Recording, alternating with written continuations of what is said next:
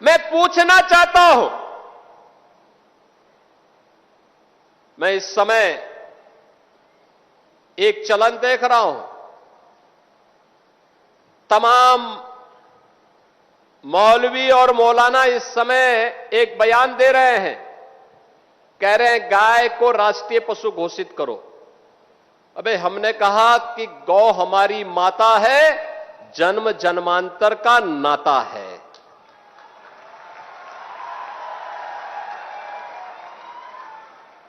क्या मां और पुत्र के बीच में कुछ घोषित करने की आवश्यकता पड़ती है क्या?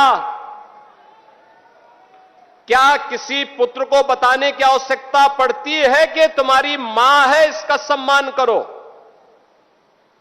ये हमारे संस्कार हैं। हमने अपनी मां के बारे में जो सम्मान का भाव रखते हैं वह भी, और हमने गाय को माता माना है, तो गाय तो हमारे लिए माता है, वो पशु नहीं। पशु तुम्हारी बुद्धि है, जो तुम हमारी गौ माता को पशु बोलते हो। तुम्हारी सोच पशुवत है, जो तुम गौ माता को पशु बोल रहे हो।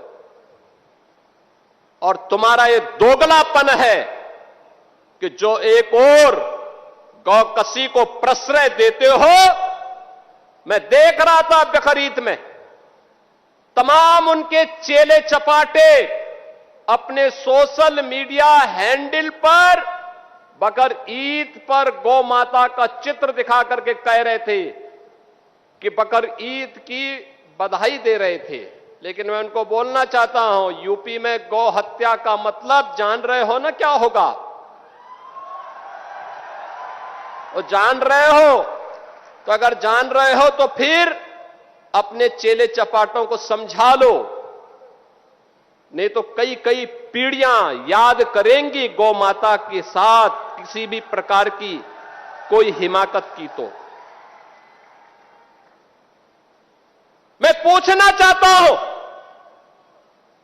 ये वही लोग हैं जो हमारी गौ माता को कह रहे हैं कि राष्ट्रीय पशु नहीं। अरे गौ माता तो स्वघोषित राष्ट्र माता है, उसको किसी को राष्ट्र माता घोषित करने की आवश्यकता नहीं।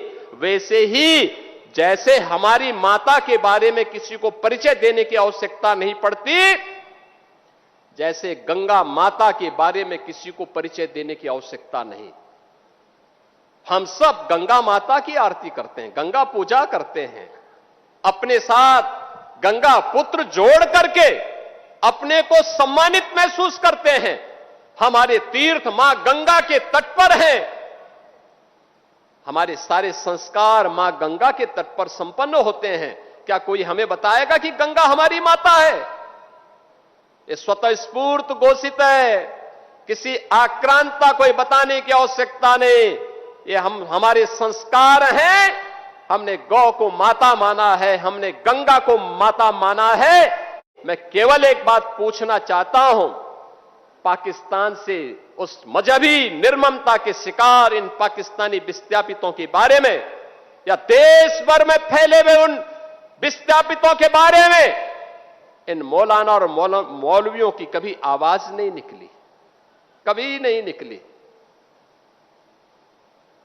कितना अच्छा होता ये बोलते कि इनकी संपत्ति को वहां पर उन कट्टरपंथियों ने कब्जा किया है, या वक्फ के नाम पर जिन्होंने यहां के हिंदुओं की जमीन को कब्जा किया है, इन विस्थापितों को हम दे रहे हैं, फ्री में देने की घोषणा करते तो हम मानते कि हां ये कुछ इनकी कुछ संवेदना है।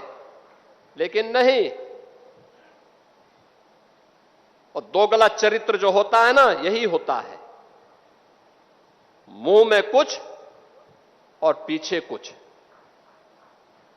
अब ये देश ये सोचने वाला नहीं है, इसके बारे में किसी प्रकार का कोई वो नहीं करने वाला है। एक भी मौलवी ने, एक भी मौलाना ने, जब बांग्लादेश में हिंदुओं का कत्लेआम हो रहा था आज से 6 महीने पहले, 1 वर्ष से लगातार चल रहा था और जो आंकड़े यहां पर अभी कुंवर सुशांत सिंह ने आपके सामने प्रस्तुत किए, कहां 22% हिंदू आज घट के 7% बांग्लादेश में रह गया।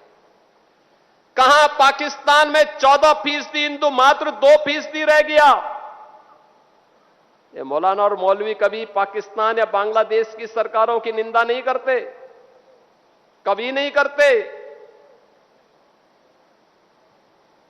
अरे थोड़ा जुमे की नमाज में एक बार यही घोषणा कर देते कि पाकिस्तान घटिया स्तर पर काम कर रहा है, भारत का दुश्मन है, भारत के दुश्मन को उसके ठिकाने पे जाकर के भारत के बहादुर जवान ठीक कार्य कर रहे हैं,